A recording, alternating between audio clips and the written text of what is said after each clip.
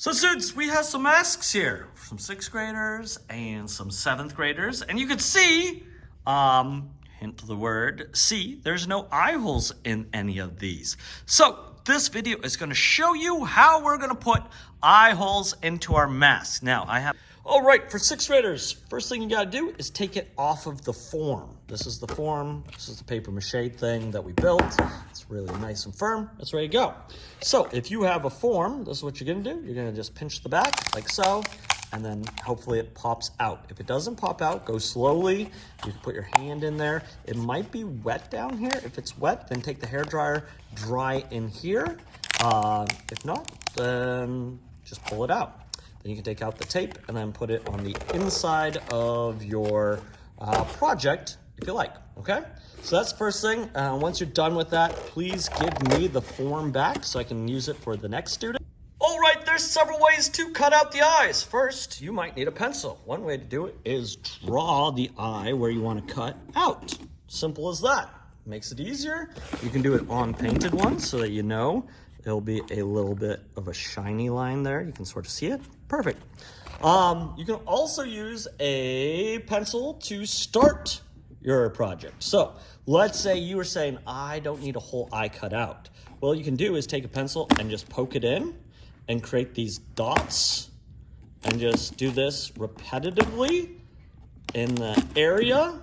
And then it will allow you, and you can paint over it later if you need to, but it will allow you to see through as long as you poke all the way through the back side. So if it's not poking all the way through, you might have to make bigger holes like so, and then push through. And that's one way to make an eye that you can see through.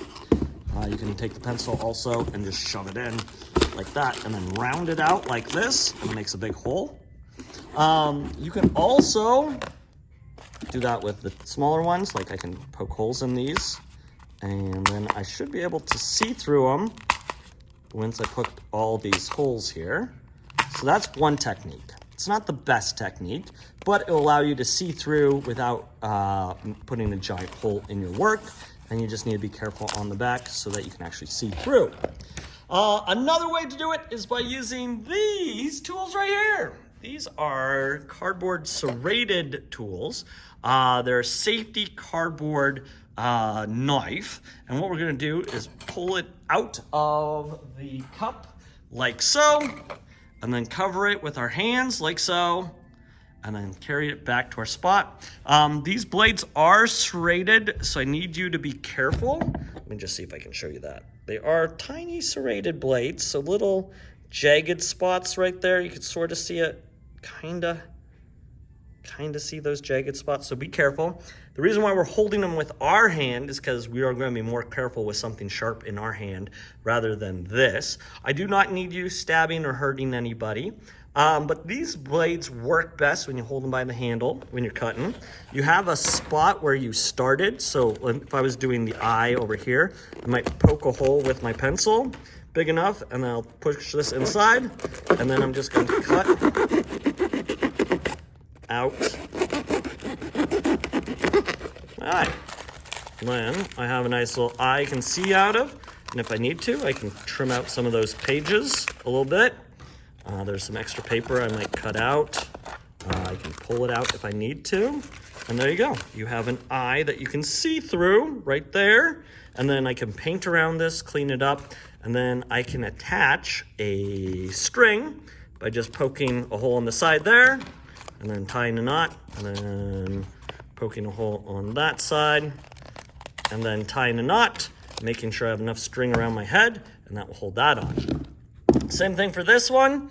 You can do is start a hole, then get your piece, your cardboard knife, and then cut, and then push through, and you will be able to have a nice little eye there that you can see through. You can paper mache in here if you want to make sure that it looks more, or paint it however you like, and that's one.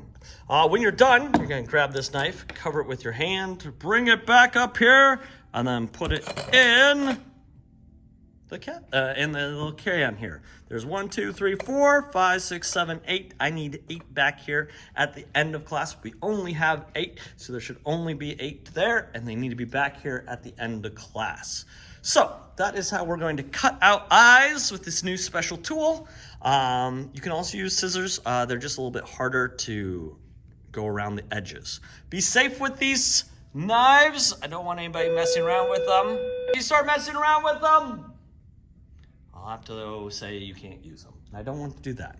So remember, start a pilot hole or make lots of little dents or dots. If you have a very specific question to your project, please let me know during work time and I will try to help you.